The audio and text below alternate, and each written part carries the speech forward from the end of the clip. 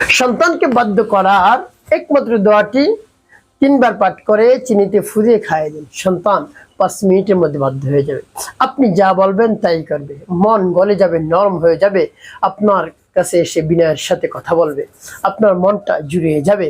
সন্তান নিয়ে অনেক চিন্তিত হয়ে পড়েছেন যে সন্তান অবাধ্য, লেখাপড়া করে না, তাকে তো অনেক উচ্চ ডিগ্রি অর্জন করাতে চাই, জজ, ব্যারিস্টার, ইঞ্জিনিয়ার, পাইলট বানাতে চাই।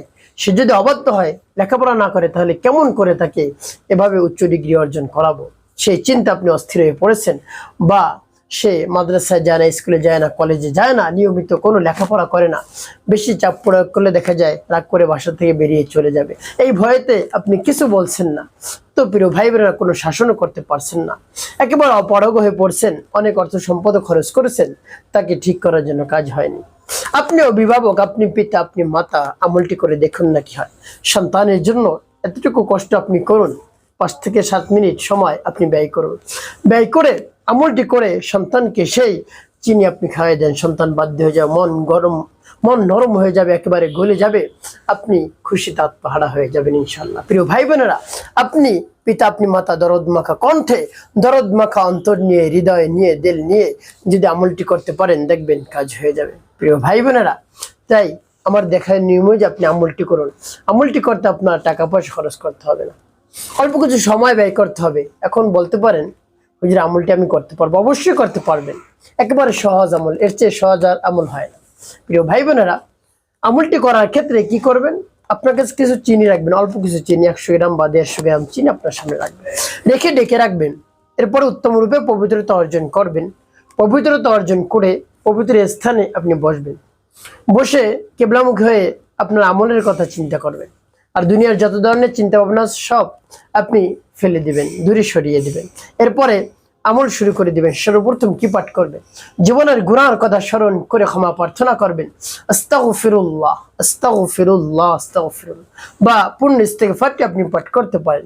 আস্তাগফিরুল্লাহ রাব্বি মিন কুল্লি যামবি ওয়া আতুবু ইলাইহি লা হাওলা ওয়ালা কুওয়াতা ইল্লা বিল্লাহিল আলিয়্যিল আযীম। এভাবে যখন ইস্তিগফার পাঠ করা হয়ে যাবে, এরপরে 3 বার দুরূদ শরীফ পাঠ করবেন। সাল্লাল্লাহু আলাইহি ওয়াসাল্লাম, সাল্লাল্লাহু আলাইহি ওয়াসাল্লাম, সাল্লাল্লাহু আলাইহি ওয়াসাল্লাম। ইস্তিগফার দুরূদ শরীফ যখন পাঠ করা হয়ে যাবে, এরপরে আপনি কি পাঠ করবেন? এরপরে আপনি পাঠ করবেন সেই সূরা বা দোয়াটি। যখন পাঠ করবেন, আল্লাহ রাব্বুল আলামিনের কাছে মনে মনে বলবেন, আল্লাহ, আমার সন্তানকে বাধ্য করার জন্য এই আমলটি করতেছি। আপনার কোরআনে শরণাপন্ন হয়েছে, আপনার শরণাপন্ন হয়েছি, আপনি আমার সন্তানটাকে বাধ্য করে দিন। মনকে নরম করে দিন, গলিয়ে দিন।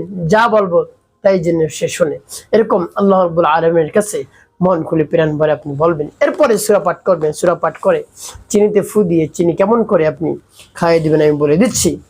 আগে আমলটি শেষ করে নিন। তো আমার দেখায় নিয়ম অনুযায়ী আপনি সেই সূরা বা দোয়াটি পাঠ করবেন। আর সেই সূরা বা দোয়াটি হলো সূরাতুল কাউসার। আমি আপনাদেরকে সহিশুদ্ধ করে বলে দিচ্ছি। বিসমিল্লাহির রহমানির রহিম।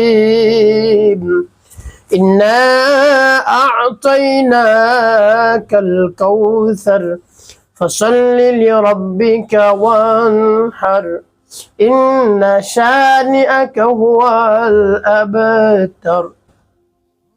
আবার যখন পাঠ করা হয়ে যাবে, একটু ফু দিবেন চিনি। তারপর আপনি আবারও পাঠ করবেন। বিসমিল্লাহির রহমানির রহিম।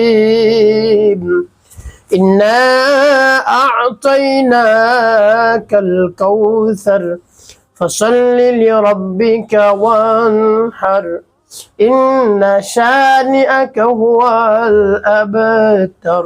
পাঠ করে সবাই। তারপর আপনি মনে দরদ নিয়ে আবার পাঠ করবেন। বিসমিল্লাহির রহমানির রহিম। ইন্না আ'তাইনাকাল কাউসার ফাসাল্লি লিরাব্বিকা ওয়ানহার ইন্না শানিআকা হুয়াল আবতার। পাঠ করে সবাই। প্রিয় ভাই, কতবার পাঠ করবেন? গুনে গুনে আপনি পাঠ করবেন 3 বার। যখন 3 বার পাঠ করা হয়ে যাবে, এরপরে আপনি 5 বার দুরূদ ইব্রাহিম পাঠ করবেন। আল্লাহুম্মা সাল্লি আলা মুহাম্মাদিন ওয়া আলা আলি মুহাম্মাদ কামা সাল্লাইতা আলা ইব্রাহিম ওয়া আলা আলি ইব্রাহিম ইন্নাকা হামিদুম মাজিদ। আল্লাহুম্মা বারিক আলা মুহাম্মাদিন ওয়া আলা আলি মুহাম্মাদ কামা বারাকতা আলা ইব্রাহিম ওয়া আলা আলি ইব্রাহিম ইন্নাকা হামিদুম মাজিদ। সাল্লি আলা মুহাম্মাদিন ওয়া আলা আলি মুহাম্মাদ কামা সাল্লাইতা আলা ইব্রাহিম وعلى آل إبراهيم إنك حميد مجيد اللهم بارك على محمد وعلى آل محمد كما باركت على إبراهيم وعلى آل إبراهيم إنك حميد مجيد صل على محمد وعلى آل محمد كما صليت على إبراهيم وعلى آل إبراهيم إنك حميد مجيد اللهم بارك على محمد وعلى آل محمد كما باركت على إبراهيم وعلى آل إبراهيم إنك حميد مجيد। এভাবে যখন দুরূদ ইব্রাহিম পাঠ করা হয়ে যাবে এরপরে আপনি কি করবেন, চিনির মধ্যে ফু দিবেন 2টি। তারপরে ভাই বোন আপনার আমলটি করা শেষ, এই চিনি কেমন করে আপনি ব্যবহার করবেন, আপনার সন্তানকে খাওয়াবেন, অল্প অল্প করে, বেশি খাওয়াবেন, অল্প অল্প করে আপনি নিয়মিত খাওয়াবেন। রোজ 3 বার আপনি খাওয়াবেন, সকালে, দুপুরে, রাতে, এভাবে আপনি খাওয়াবেন। পানির সাথে মিক্স করে খাওয়াতে পারেন, তবে গরম কোনো খাবারের সাথে মিলিয়ে আপনি খাওয়াবেন। এভাবে আমার দেখায় নিয়ম যে আপনি আমলটি করবেন এবং বেশি বেশি আল্লাহ রাব্বুল আলামিনের দরবারে দুহাত উত্তোলন করে দোয়া করবেন। আপনি পিতা, আপনি মাতা, সাথে সাথে আল্লাহ রাব্বুল আলামিন আপনার দোয়া দরখাস্ত কবুল করে নেবেন। এভাবে বিশ্বাস নিয়ে আমলটি করুন, অবশ্যই উপকৃত হতে পারবেন। একটি কাজ আপনাকে করতে হবে, 5 ওয়াক্ত নামাজ আদায় করতে হবে, মানুষের খেদমতে কল্যাণে কাজ করবেন। অবশ্যই আপনার জীবন হবে সুখময় এবং শান্তিপূর্ণ ইনশাআল্লাহ।